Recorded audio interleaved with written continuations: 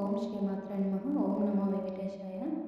కమలాకు చచూచుక కుంకుమతో నియతారుణితాతుల నీలతనో కమలాయతలోచన లోకపతే విజయీ భవ వెంకట శైలపతే సచతుర్ముఖ షణ్ముఖ పంచముఖే ప్రముఖాఖిల దైవతమౌలిమనే శరణాగత వత్సల సారనిధి పరిపాలయ మాం పరరుష శైలపతే అతివేలతయా తవ దుర్విషహైరనువేల కృతైరపరాధ సతై భరితం త్వరితం వృషశైల